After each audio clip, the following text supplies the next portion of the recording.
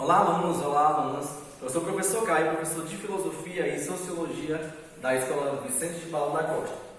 Na aula de hoje nós iremos falar sobre a escolástica na filosofia medieval. Vale ressaltar que dentro da filosofia medieval, que ocorre ao mesmo tempo da Idade Média, a filosofia tinha um aspecto religioso.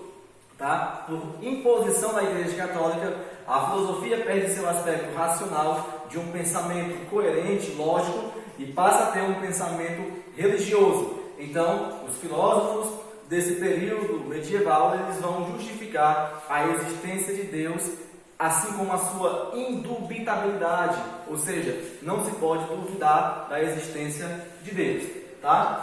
Vamos falar sobre a escolástica, lembrando que a filosofia medieval ela é dividida em duas modalidades ou em dois períodos, certo? O primeiro período, que é a patrística, que acontece no início da Idade Média, com o filósofo Santo Agostinho, e o período final, já no final da Idade Média, certo?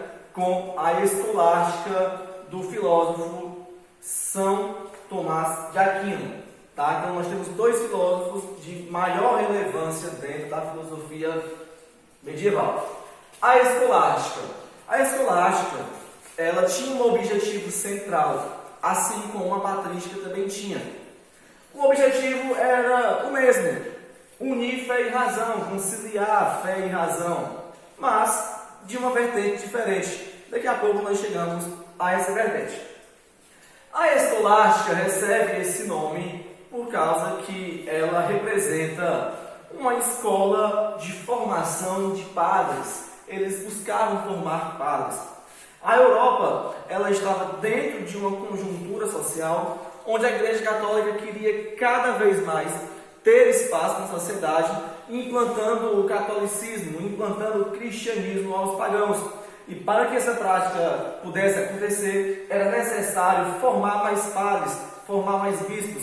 Então, nesse momento, no final da Idade Média, no final do período medieval, nós vamos ter a criação, o surgimento das primeiras escolas e universidades. Então, lembrando que escolástica vem do nome de escola. Então, estavam surgindo ali as primeiras universidades, as primeiras escolas, com a intenção de formar padres, de ter mais padres, de ter mais sacerdotes para difundir o cristianismo. Então, o nome escolástica vem desse sentido, das escolas, das universidades que estavam sendo criadas. Escolas sendo criadas, escolástica, Note isso aí, beleza? Então, escolástica tinha a intenção de formar padres. Estávamos dentro de um momento, no final da Idade Média, no final do período medieval, onde a igreja estava criando as primeiras universidades, E as escolas estavam sendo propagadas, difundidas para formar padres. E aqui chegamos ao seu objetivo central: conciliar, unir, fé e razão. Assim como a patrística, a escolástica também tinha essa linha de pensamento, mas em um viés diferente, e você deve aprender, você deve ficar atento e ficar atenta para esse viés, certo? Quando a escolástica fala em unir fé e razão, devemos, claro, comparar com a patrística do Santo Agostinho. O Santo Agostinho e os patrísticos, eles entendiam que a fé estava em primeiro plano, a iluminação divina, certo? Estaria em primeiro plano. Deus seria o ser supremo, o fundamento primeiro, certo? Que teria dado o sentido ao mundo. Então, a razão, essa lógica, essas ações normais e comuns, essa convivência normal do nosso dia a dia, teria sido dada por Deus. Então, para Agostinho e para os patrísticos, a fé se sobressai sobre a razão. Eu justifico, eu comprovo que Deus existe pela minha experiência individual com Deus. Ou seja, um aspecto subjetivo da minha crença com Deus. Então, o Agostinho e os patrísticos entendiam que a fé estaria em primeiro plano. A escolástica é o inverso. São Tomás de Aquino é o inverso. O Agostinho entendia que a fé iluminava a razão. O Aquino entendia que através do pensamento racional eu poderia justificar a fé. Através do pensamento racional eu poderia comprovar que Deus existe. Através da minha experiência geral, ou seja, a partir de um conhecimento geral, eu posso, através do pensamento racional, comprovar que Deus existe. Então, lá na filosofia patrística, a fé vem em primeiro plano. Aqui na escolástica, a razão vem em primeiro plano. O pensamento racional. Eu preciso comprovar que Deus existe pelo empirismo. Você sabe que o empirismo é uma corrente filosófica que prega a ideia de que o conhecimento deve ser advindo, deve ser gerado pela experiência, certo? Pela comprovação científica. Então, a razão em primeiro plano na escolástica, a razão em primeiro plano na filosofia do São Tomás de Aquino, tá? Então, é uma sacada muito importante que você, aluno e você, aluna, deve ter, tá? Ser racional para justificar a fé, ou seja, eu preciso encontrar argumentos que todos concordem, que todos possam presenciar, que todos possam experimentar, que todos possam perceber para que eu justifique a existência de Deus, certo? Esse tema é muito importante. Tomismo aristotélico. Na videoaula anterior eu trouxe a informação de que a patrística do Santo Agostinho, a patrística do Agostinho, ela foi desenvolvida com base no pensamento do Platão, ou o neoplatonismo.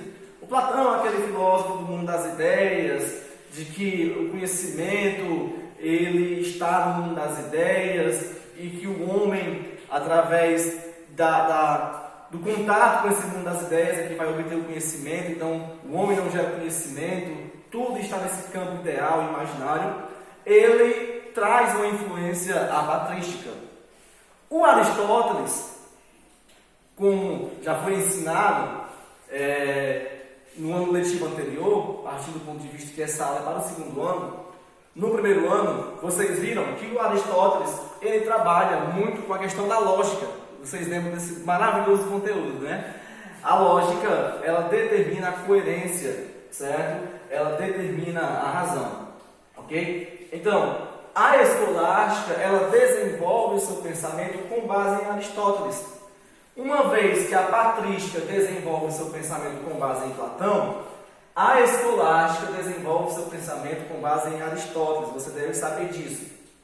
Então, o São Tomás de Aquino, ele vem trazer esse nome de tomismo, né? O tomismo de São Tomás de Aquino, certo? Aristotélico, ou seja, o tomismo aristotélico representa dizer que São Tomás de Aquino ele desenvolve seu pensamento com base na filosofia de Aristóteles. Então perceba que fique bem claro para você, aluno, para você, aluna, que a patrística, que acredita que a fé vem em primeiro plano, é um tipo de filosofia com base no Platão. A escolástica, que acredita que a razão vem em primeiro plano, é uma filosofia construída com base em Aristóteles, na experiência empírica, certo? O Agostinho e a patrística vão para o lado da fé enquanto um aspecto metafísico, ok? O principal representante da escolástica, sem dúvida nenhuma, é o São Tomás de Aquino, tá? O São Tomás de Aquino, que nasceu em 1226 e morreu em 1275, tá? A filosofia do Aquino também foi desenvolvida por influência de um grande filósofo da sua época chamado Alberto Magno. O Alberto Magno foi um filósofo muito importante da época, mas claro, não tão importante assim, não tão reconhecido como o São Tomás de Aquino, tá? Então, a filosofia do Aquino teve aí muita influência do Alberto Magno, muita contribuição, ok? Então, vamos lá. A partir dessa perspectiva do pensamento aristotélico, da razão em primeiro plano, São Tomás de Aquino vai justificar a existência de Deus pela experiência, que fique bem claro isso. O Aquino, ele vai justificar a existência de Deus por aspectos racionais comprovados pela experiência, diferente de Agostinho, que cria na fé. A iluminação divina iria mostrar que Deus existe. Aqui, na escolástica, aqui em Aquino, não. Deus existe e é comprovado pela razão, pela experiência. Assim sendo, o filósofo Aquino, São Tomás de Aquino, ele vai mostrar 5 vias para a comprovação da existência de Deus, e você, aluno e você, aluna, deve aprender, deve saber dessas 5 vias, tá? Vamos a essas 5 vias. Via de número 1, primeiro, motor móvel. O Aquino entende que o universo, ele tem uma dinâmica de movimento. Nós, humanos, estamos em movimento, nascemos, crescemos, morremos, outras gerações vêm, os animais, as plantas, enfim, a natureza está em constante movimento. Então, se a natureza está em movimento, algo a movimentou. E esse algo que a movimentou não pode ter sido movimentado. Esse algo que não pode ter sido movimentado, que gera o movimento de tudo, dirá São Tomás de Aquino, é Deus. Então, o primeiro motor móvel é aquilo que movimenta tudo e não pode ser movimentado por nada. Então, o primeiro motor móvel é Deus, quem dá movimento a tudo e não pode ser movimentado por nada. Primeira causa eficiente: tudo é causado por algo, certo? Nós estamos aqui em causa, por causa de alguma coisa nos ter trazido aqui. Se você respira, se você existe, certo? Algo causa essa existência. Se as plantas existem, se o universo se movimenta, algo causou esse movimento. Então, isso que causa o movimento, dirá Aquino, é Deus.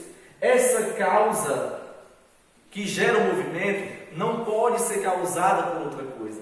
Ela tem que ser o fundamento único primeiro. Então, a causa eficiente, aquilo que gera o movimento, aquilo que gera a causa de todas as coisas estarem no mundo, será Deus. Então, perceba que há uma semelhança bastante próxima entre o primeiro motor móvel e a primeira causa eficiente. É bastante parecido, mas dá para saber a diferença. O motor, aquilo que movimenta, certo? Gera um movimento, Deus. A causa de as coisas acontecerem, a causa de as coisas existirem, também Deus, a causa eficiente. Ser necessário e seres possíveis.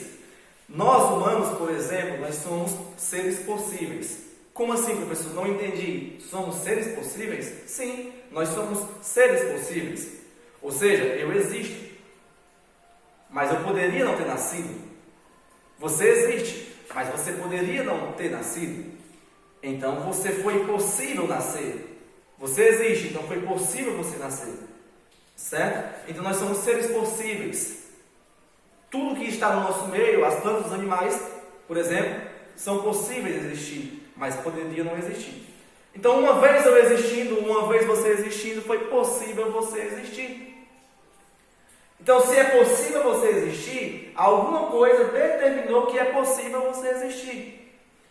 Que coisa é essa que gerou ser possível você existir? Aquilo que é um ser necessário. Não é necessário você existir, mas você foi gerado por algo que necessariamente sempre existiu, que é Deus. Certo? Grau 3, graus de perfeição. O Aquino percebeu que, para que nós tenhamos essa forma corporal, é um grau de perfeição. Temos dedos, temos olhos, temos ouvidos, orelhas, temos boca. Então, há uma estrutura muito aperfeiçoada, muito específica de uma construção dentro do meio natural que gerou as coisas.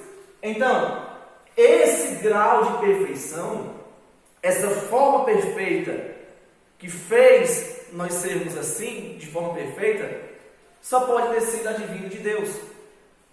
Então, apenas um ser muito perfeito pode trazer a perfeição da construção das coisas. Certo? Governo supremo é a quinta e última via da existência de Deus. O governo supremo representa um ser supremo que governa a racionalidade e a ordem do mundo. O mundo ele tem uma ordem, o mundo ele tem uma racionalidade, uma dinâmica, certo? Nós nos relacionamos uns com os outros, nós cumprimentamos uns aos outros, nós respeitamos uns aos outros.